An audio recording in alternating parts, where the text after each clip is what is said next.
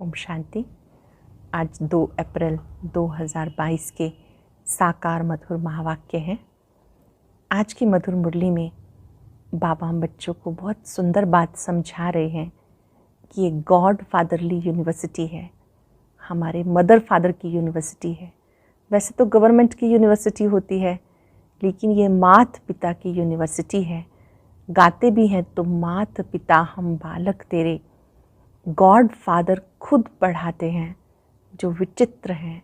निराकार परमात्मा जब स्वयं पढ़ाते तो कितनी खुशी, कितना नशा होना चाहिए। फिर परम पिता हमें बड़े सारे गुह्य राज समझाते हैं, जो बड़े गुह्य भी हैं और बहुत रमणीक भी हैं।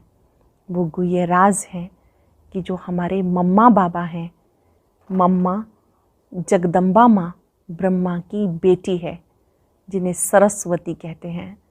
यही मम्मा बाबा सतयुग में लक्ष्मी नारायण बनते हैं।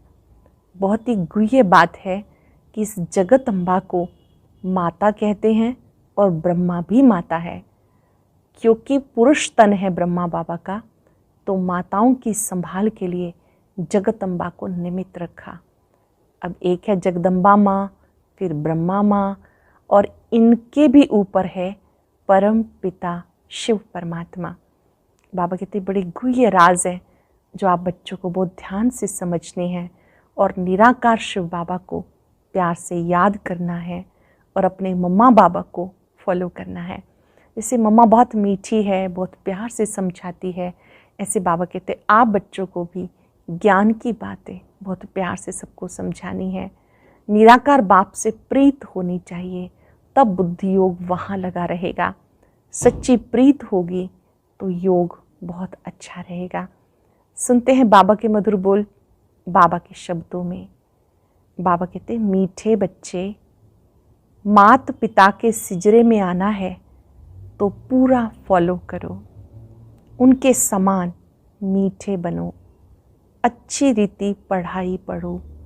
मात पिता के सिजरे में आना है तो पूरा फॉलो करो, उनके समान मीठे बनो, अच्छी रीति पढ़ाई पढ़ो।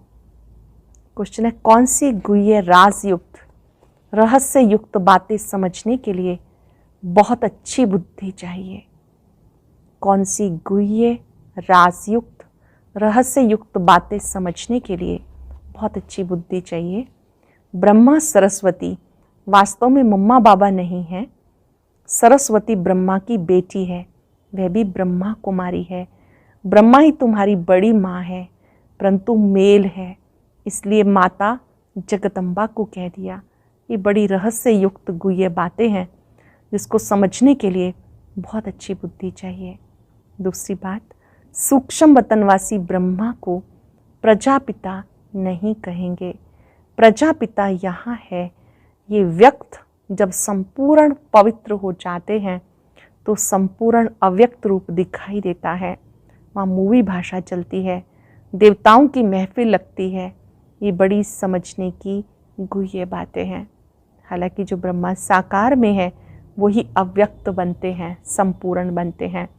गीता, माता ओ माता तू है सबकी भाग्य विधाता। ओम शांति।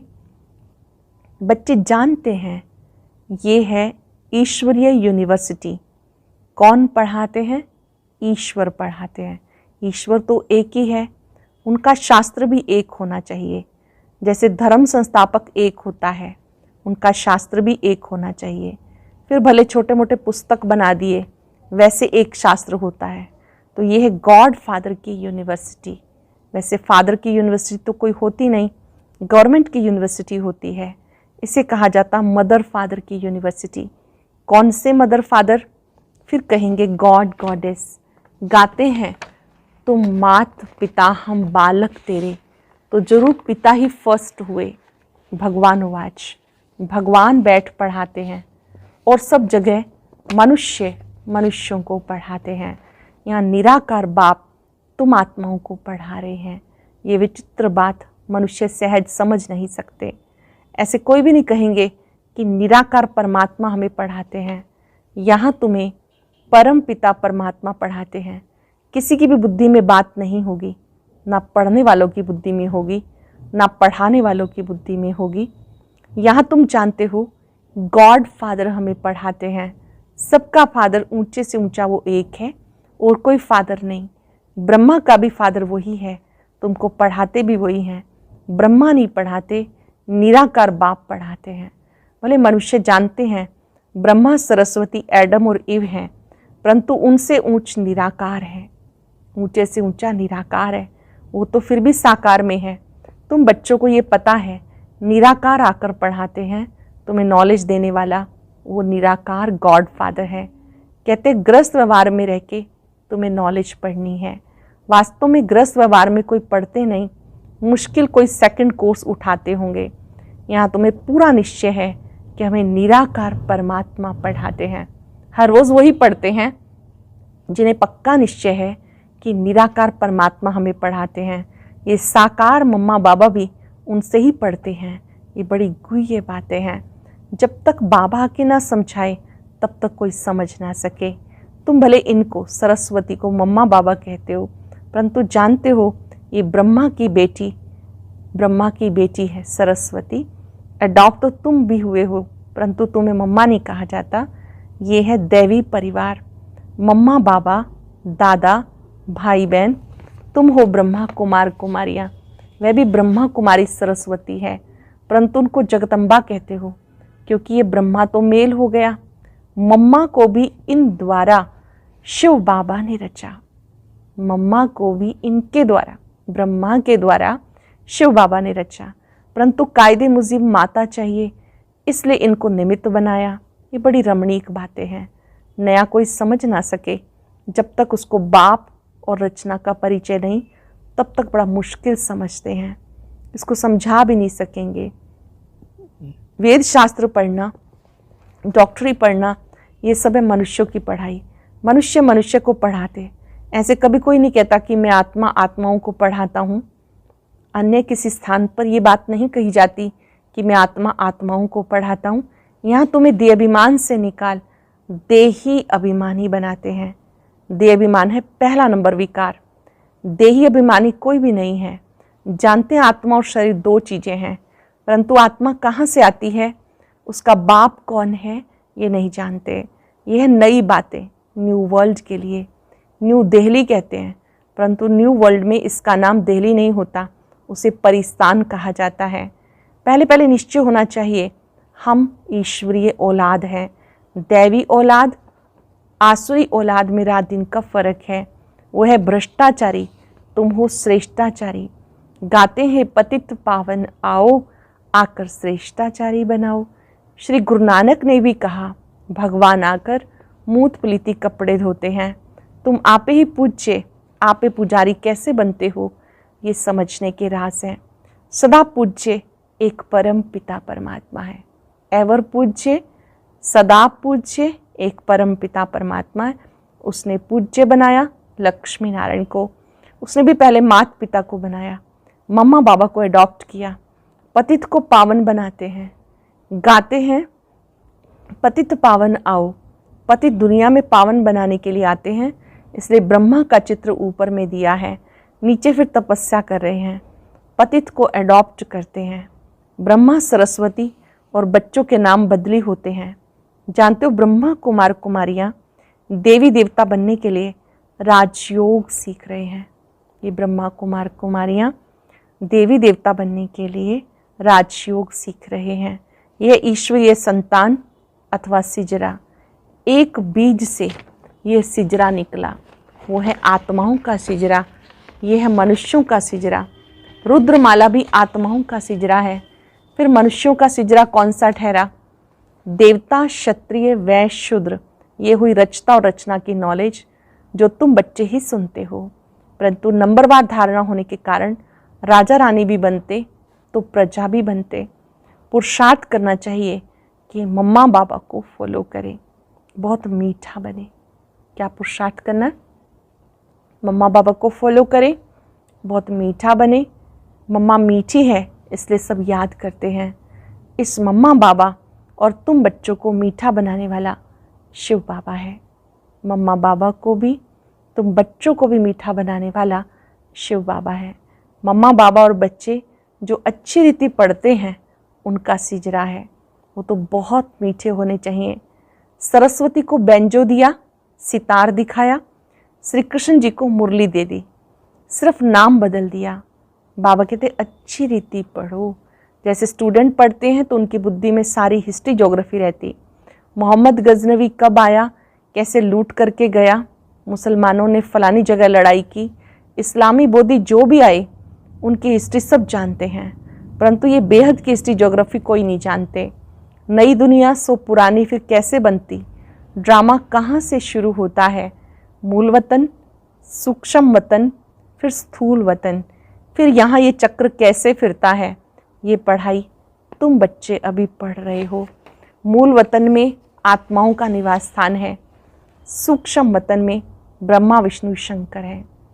मूल वतन में आत्माओं का निवास स्थान, सूक्ष्म वतन में ब्रह्मा विष्णु शंकर। जो आत्माएं पहले पावन थी, फिर पतित कैसे बनी, फिर पावन कैसे बनेगी, ये सब समझाया जाता। सूक्ष्म वतनवासी ब्रह्मा को प्रजापिता नहीं कहेंगे, प्रजापिता तो यहाँ है, प्रजा का पिता वो तो यहाँ है। तुमको साक्षात्कार होता जब ये व्यक्त ब्रह्मा पवित्र हो जाते तो वहाँ संपूर्ण अव्यक्त रूप दिखाई देता है। जैसे सफ़ेद लाइट का सूक्ष्म रूप होता, वार्तालाप भी मूवी में चलती है। सूक्ष्म वतन क्या है, वहाँ कौन जा सकते हैं ये तुम जानते हो।